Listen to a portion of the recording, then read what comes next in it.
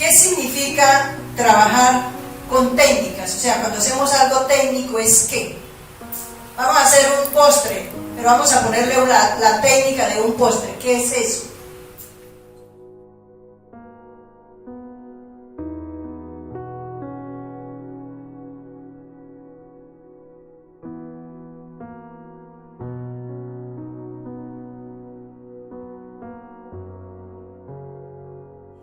Aprender unos procesos, sabiendo utilizar incluso algunas herramientas, y eso se nota en el resultado. O sea, cuando una persona hace las cosas con técnica, le rinde más, le queda mejor y se esfuerza menos.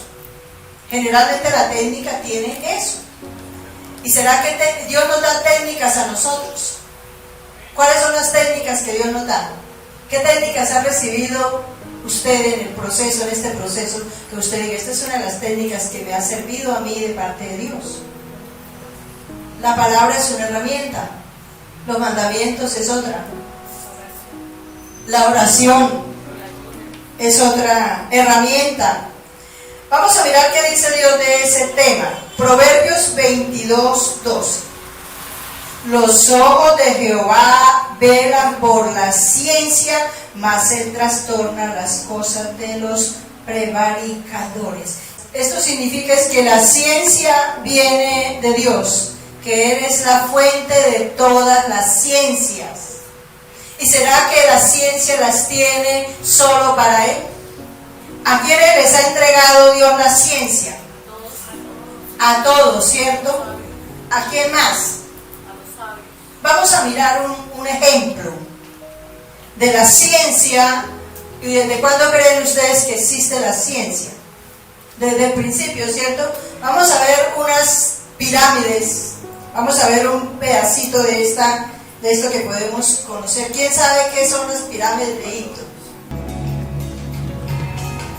Entonces podemos darnos cuenta que la ciencia no empezó cuando se abrieron las universidades, ni cuando se abrieron los colegios, sino que siempre la ciencia Dios se la ha entregado al ser humano, y lo doloroso de esto es que muchos han usado mal la ciencia. Esa es una, porque esos son tumbas y son usadas para cosas esotéricas y en fin, para mal.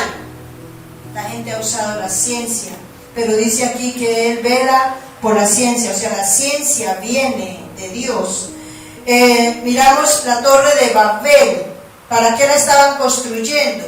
Para llegar al cielo y a Ajá, esa es otra construcción que no se sabe cómo lo entendieron ellos para hacerlo, pero lo estaban haciendo para mal. Pero vamos a ver otra área de la ciencia de Dios, que esta sí que nos deja Hornero boquiabiertos. rojo. Un pájaro que debe su nombre precisamente a la forma de horno de sus nidos. Su arquitectura es impecable. El hornero usa barro y arcilla para construir el hogar de sus crías. Hormigas tejedoras australianas. Que las hormigas son trabajadoras era algo que ya se sabía, pero lo de estas tejedoras es otro nivel. Sus larvas sirven como pegamento para trenzar varias hojas hasta formar el nido perfecto, a veces de hasta 60 centímetros. Sin duda, su cuerpo alargado es una clara ventaja frente a las hormigas normales. Castores.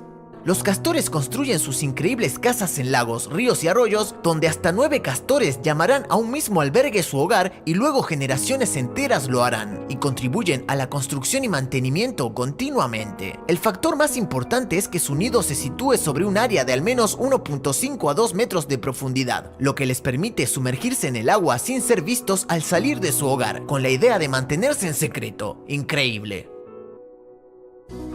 Termita brújula. Fijándonos en el tamaño de una termita normal, nadie esperaría que sus hogares tuvieran estas dimensiones. Hasta 4 metros de altura miden estas estructuras de arcilla que sirven de hogar a millones de termitas. Allí tienen todo lo que necesitan: oscuridad total, un 100% de humedad y una temperatura de 30 grados. Avispas de papel. Para una especie de avispa en particular, la avispa de papel, la construcción del nido más complejo imaginable es una parte crucial de su ciclo de vida y como su nombre lo indica, estos insectos construyen sus nidos completamente con papel. Mastican fibras de madera recolectadas de cercas viejas o maderas de desechos y luego las mezclan en una pulpa similar a una pasta. Forman la base perfecta para un nido que luego se convierte en una intrincada red de más de 200 pequeñas células individuales, dispuestas juntas en forma de panal. Pájaro tejedor. Un ave de aspecto encantador y con la capacidad de hacer nudos con su pico y patas. Sus nidos están hechos de hierba que el pájaro tejedor consigue entrelazar después de unos 500 viajes. Círculos de cultivo del pez globo. Los hábitos de anidación de este pez globo increíblemente único eran tan extraños que los científicos ni siquiera podían averiguar qué era hasta que realmente presenciaron su actividad de primera mano. Sin embargo, resultó que este era el área de anidación dejada detrás del pez globo macho, quienes crean un patrón elaborado en el fondo del océano para atraer a una posible pareja. Pájaro jardinero.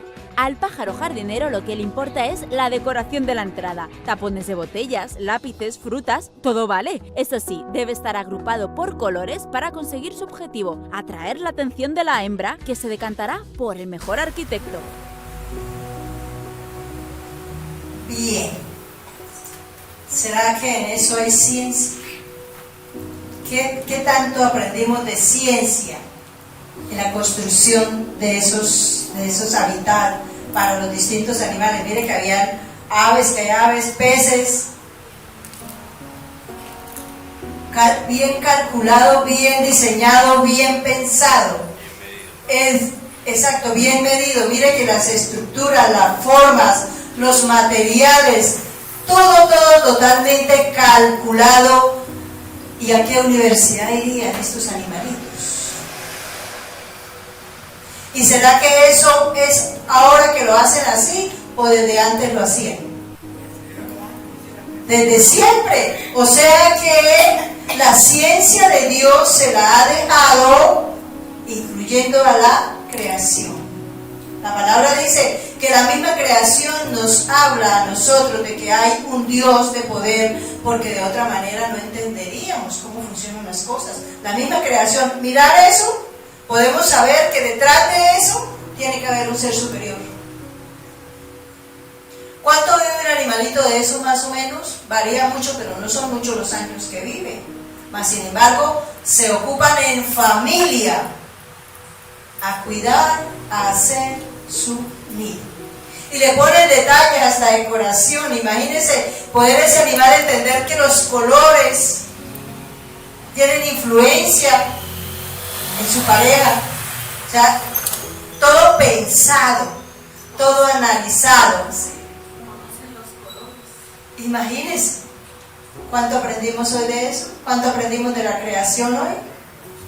Muchísimo, y les dejan la tarea para que la semana siguiente que sale el video la vuelvan a ver y analicen o busquen esos videos y miremos que Dios siempre ha estado atento a darnos el conocimiento de todas las cosas y que siempre ha existido. Colosenses 1:10. Para que andéis como es digno del Señor, agradándole en todo, llevando fruto en toda buena obra y creciendo en el conocimiento de Dios. Esta es la tarea que Dios nos ha encomendado, que andemos dignamente delante de sus ojos, o sea que nuestra actitud, nuestro comportamiento, nuestras reacciones hablen de Dios. Él quiere glorificarse, pero Él quiere que nosotros lo que hagamos exalte el nombre de Dios, testifique de que Dios está en nosotros. Ahora, ¿si será que si mi vecino se porta mal, entonces yo no tengo el deber de hacerlo? Yo tengo el deber, no tengo el deber de andar dignamente delante de tus ojos, de los ojos de Dios, porque otro anda mal. ¿A quién le toca hacerlo? A cada uno. No hay excusa. Ay, no, es que yo no me porto bien porque mire, yo veo a mi hermano, yo veo al pastor, yo veo al vecino y eso no es problema mío. La relación con Dios es personal, e individual. Y dice que debemos andar dignamente, vivir dignamente, dice, agradándolo en todo y llevando fruto en toda buena obra. En todo lo que yo haga deben notarse los resultados. Toda buena obra. Y creciendo en el conocimiento de Dios. ¿Será que nosotros, la ciencia que Dios nos ha dado, no nos da para esto? ¿Será que no tenemos la capacidad de hacer esta tarea? ¿O si la tenemos? Si los pajaritos y los peces hacen cosas tan magníficas que no pueden razonar, porque la diferencia en ellos es que eso lo hacen por instinto, o sea, el chip está activado solo. Nosotros tenemos que activar el chip de la ciencia de Dios, del conocimiento de Dios, de la sabiduría de Dios. ¿Qué estamos haciendo? Perdiendo el tiempo. No, es que yo estoy muy chiquitico, yo soy muy jovencitico. No, es que yo estoy muy viejita. Excusas. Hoy no están unos niños que nos alegran el corazón, que todos lo hemos oído y oigan la enseñanza de hoy, donde se escucha la participación de esos niños de 8 años, de 10 años y de 5 años, estudiando la Biblia, leyendo la Biblia. Ellos sí se pelean por leer la Biblia, participan todo el tiempo, acertado y desacertado se dice, pero más acertado, y van a escuchar la voz de esos niños. Hoy no están porque los padres, por cuestiones laborales, no pudieron estar, pero eso es una bendición. O sea que esos niñitos que están ahí, pilos, activos, tienen clara la ciencia de Dios, porque no es que lleven mucho tiempo, no es que nacieron cuando estaban aquí en la congregación o escuchando de Dios, llevan relativamente poquito tiempo, pero eso es señal que el niño tiene más capacidad de hacer las cosas porque está más libre, menos contaminado que el adulto. Y puede uno ver la diferencia en esos 3 niños con el resto, que ya están contaminados y están pensando, no, eso es para mí, no lo necesito, ¿por qué a mí? ¿Por qué el otro? Criticando, juzgando, señalando, pero no haciendo la tarea. Y Dios nos está diciendo que debemos hacer la tarea todos, el que no quiera pues se lo pierde. Romanos 10:17. Así que la fe es por el oír y oír la palabra de Dios. Esta es una técnica para poder crecer espiritualmente. ¿Qué significa? ¿Cómo se aplica esa técnica? Escuchando la palabra. Sí, señora. ¿Qué más? Escuchando la palabra, ¿qué más? Estudiándola. Vamos a escuchar otra técnica para crecer en el conocimiento de Dios. Otro joven que lo aliste, Deuteronomio 28:1. Acontecerá que si oyeres atentamente la voz de Jehová tu Dios, una técnica. Oír y oír, pero ¿cómo? Sin distraerse, como todas las cosas que nos interesan, ¿cierto? A nosotros nos interesa una dirección, un teléfono, un datico y estamos, pero escríbamelo aquí. Oír atentamente. Esa es otra técnica espiritual para poder crecer. Dice, ¿para qué? Para guardar y poner por obra. Mire otra técnica, guardar la palabra de Dios, porque nada me sirve oírla. Poner la palabra de Dios en práctica hace que me ejercite, y así es como aparecen las técnicas, porque de hacer y hacer y hacer, en eso que llaman, ¿cómo es que se llama eso? Prueba y error, es que han aparecido las técnicas. Pero para Dios no existe eso. ¿Será que Dios está usando esa técnica de ensayo y error con nosotros? No. Cuando Dios nos trajo a esta vida ya lo tenía fríamente calculado, ya tenía todas las técnicas listas, porque Dios no improvisa, tengamos en cuenta eso. Los que improvisamos somos nosotros. Para guardar, es decir, que yo debo acordarme, así como las cosas que queremos hacer, por ejemplo, en la tecnología. Nosotros, los niños grandes, nos cuesta trabajo, y por ejemplo, a mí a veces le digo a mis hijos o mis nietos, y yo escribo primer paso, segundo paso, tercer paso, y lo tengo escrito, y lo miro, y trato de aprenderme. Los chicos se lo aprenden más rápido, pero igual tienen que como ejercitarse hasta que ya incluso ellos ya nacen con ese chip en la cabeza. Entonces guardar es tenerlo en cuenta y ponerlo por obra, porque de esa manera es una técnica que funciona a cabalidad. Si hoy que estamos estudiando las técnicas para crecer espiritualmente, ponemos en práctica esto, crean que ustedes en unos mesecitos, por no decir unos días, han escalado bastante. Pero hay que hacerlo, porque si no, no sirve. Para poner por obra, ¿cuántos mandamientos? Todos. Ay, no, es que congregarme no me gusta. Yo mejor leo desde la casa, yo mejor veo YouTube, mejor yo busco al pastor tal. ¿Será que esa es una buena técnica de crecimiento espiritual? ¿Por qué? Porque nos llenamos de pereza, porque perdemos la empatía de estar juntos, de estar en la casa de Dios. No alabamos a Dios, porque puede ver el servicio en el YouTube, en lo que sea, pero adora a Dios de verdad. Por ahí tarareo una alabanza, pero eso es alabar a Dios. Nosotros en la alabanza tenemos que adorar, porque no es que tan bonito cantamos. Aquí en la congregación no pueden haber cantantes, sino adoradores. ¿Cuál es la diferencia entre el cantante y el adorador?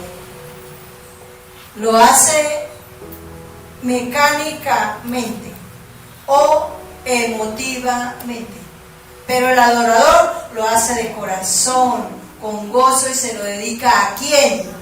A Dios. El Señor es mi Rey. ¿Lo siente así? O el Señor es mi Rey, ay, la luna tan bonita. No, siente el amor y se lo expresa a Dios. Esas son técnicas que Dios nos entrega y que las podemos aprender congregándonos. Esa es una técnica importante, y la palabra de Dios en muchos textos habla de la importancia de congregarnos. Otra técnica, Josué 1:8. Nunca se apartará de tu boca este libro de la ley, sino que de día y de noche meditarás en él, para que guardes y hagas conforme a todo lo que en él está escrito. ¿Cuántas técnicas hay aquí? Vamos a mirarlas. ¿Cuántas técnicas? Nunca se apartará de tu boca este libro de la ley. Esa es una técnica que yo siempre, todos los días y todo el tiempo esté pendiente. Por eso hay que guardar la palabra, pues porque no voy a tener la Biblia todo el tiempo en la mano o el celular para estar mirando. Así como la fórmula de esa especial, de ese postre o de eso especial que hace que nos lo aprendemos de memoria, lo hacemos con la palabra, pero no mecánicamente.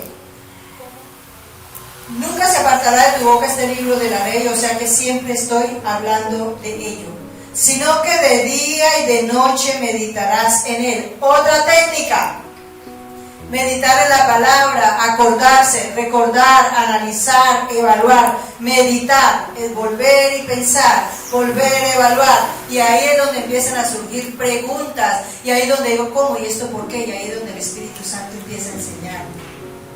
Todos los que estamos consagrados a Dios hemos vivido esa experiencia, que leemos un texto bíblico, oímos una enseñanza y queda uno así como, ¿y esto qué significa? Espíritu Santo llega y aquí está la respuesta. Queda uno plomo.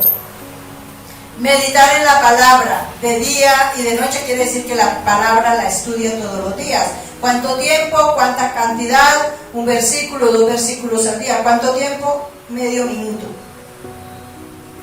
Para que hagas y conforme hagas, mire la otra técnica. Y hagas conforme a todo. Porque el asunto es que hacemos no conforme, sino como nos parece. No, es que yo a este postrecito mejor le saco el dulce. Le echo sal. Le voy a cambiar la fórmula. Quedó pésimo. ¿No lo podemos comer? Sí. De poderse se puede, pero no se lo vuelve a comer. ¿Qué significa entonces que si para hacer algo tan sencillo, tan básico de la vida, no lo podemos hacer a mi manera? ¿Cómo será para las cosas del Señor que nos lleva a la eternidad? Que impactan la eternidad. Un plato mal hecho impacta el momento de la comida. Incluso un postre, pues ya almorzó, no importa si no me comen postre, se supone. Y miramos lo que hacen los animalitos. Les faltaba, lo hacían conforme, fíjense que son repetitivos. ¿Ustedes saben qué son las termitas? ¿Qué son? Los gusanitos que comen la madera. ¿Y se vieron las construcciones que hacen esas termitas? ¿Cuántas veces van a ir? Hágame el favor. Y uno se cansa con ir 2 veces a la tienda. Entonces podemos mirar que los animalitos hacen conforme a la técnica que el Señor les enseñó, que ellos tienen ya impresa en su ser. Ahora, ¿cuánto más tendremos nosotros? Si ellos tienen esas técnicas de construcción, pero para todo lo que ellos hacen, tienen técnicas para vivir, para alimentarse, para ponerse de acuerdo. Entonces, ¿nosotros qué estamos haciendo? ¿No nos da como pena que unos gusanitos de eso nos enseñen más y que hacen mejor las cosas que nosotros? Que las hormigas, y uno encuentra las hormigas varias veces en la Biblia diciendo que le prestemos atención que las hormigas son sabias. Santiago 1:25. Amén. Mas el que mira atentamente la perfecta ley, la de la libertad, y persevera en ella, no siendo oidor olvidadizo, sino hacedor de la obra, este será bienaventurado en lo que hace. Vamos a mirar las técnicas que encontramos en este versículo. Fíjense que es un solo versículo, que si un día estudia este versículo, con eso tiene para que aprenda mucho de ese versículo. Por lo tanto, no necesita estudiar un capítulo, sino incluso un versículo. O sea que el tiempo que necesita es mínimo. Mas el que mira atentamente la perfecta ley, esta es una técnica. Lo que estábamos mirando en el anterior, meditar, analizar, evaluar, leer cada letra, cada palabra, cada coma, cada punto.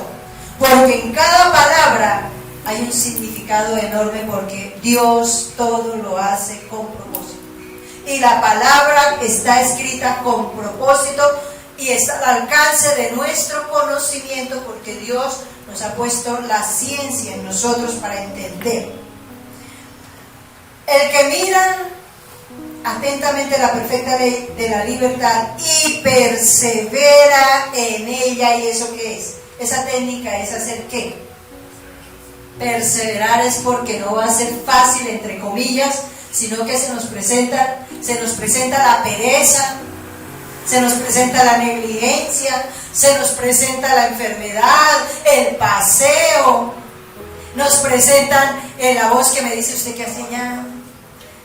La voz que me dice: eso no es para usted. Pero crean que justifica perseverar. Yo llevo más de 30 años perseverando. Y perseverando contra viento y marea, porque no ha sido fácil. y no fue fácil, porque yo conocí de Dios, empecé a conocer de Dios en un momento muy difícil de mi vida, con mis hijos muy pequeños, en una condición económica terrible. Pero cuando decidí congregarme, yo dije, nunca dejaré de congregarme. Y hasta hoy, para la gloria del Señor, por su misericordia, no he dejado de hacerlo. Siempre porque en ese proceso de crecimiento fui a varias ciudades y siempre llegaba a buscar una iglesia. Siempre. Perseverar en el estudio de la Biblia. No entiendo, es que esto como no me gusta, eso son excusas. Es que no entiendo la Biblia, habiendo tantas formas de estudiar. Mentiras, excusas que no valen. Perseverar en ella, no siendo oidor olvidadizo, que ese es otro problema más grande. Es una de las técnicas que no aplicamos. Mucha gente, ay, no, imagínese que me pasó esto y esto y esto. ¿Por qué? ¿Usted se acuerda que la Biblia dice, ay, sí, yo no me acuerdo? Y estoy hablando de gente que lleva años, porque cuando uno está empezando, pues eso es como cuando va por un camino nuevo, ni ve. Pero hablando de personas que tienen tiempo, perseverar en ello, no siendo oidor olvidadizo, sino hacedor de la obra. Hacedor.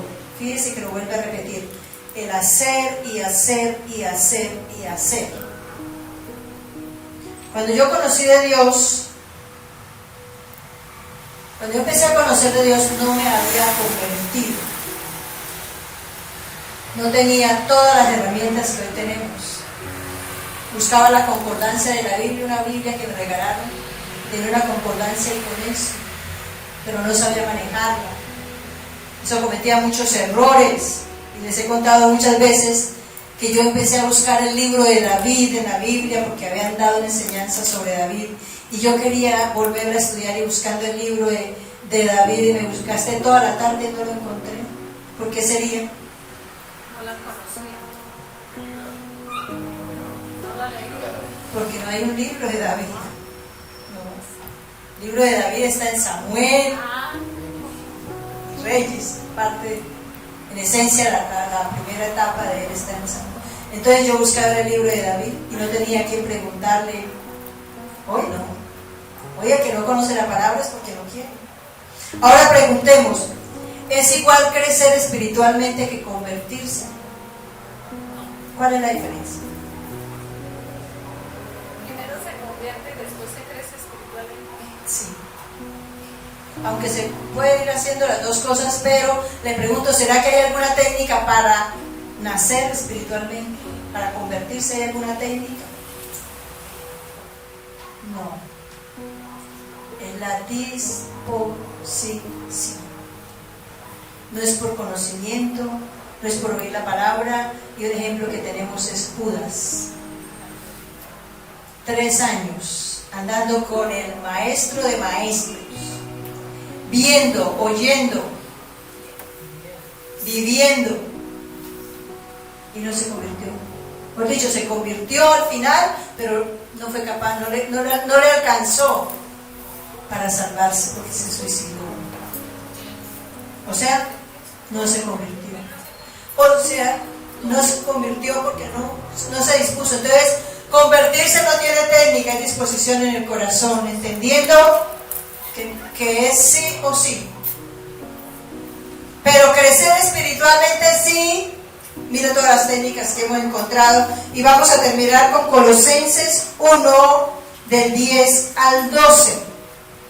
Para que andéis como es digno del Señor, agradándole en todo, llevando fruto en toda buena obra y creciendo en el conocimiento de Dios, fortalecidos con todo poder, conforme a la potencia de su gloria, para toda paciencia y longanimidad, con gozo dando gracias al Padre, que nos hizo aptos para participar de la herencia de los santos.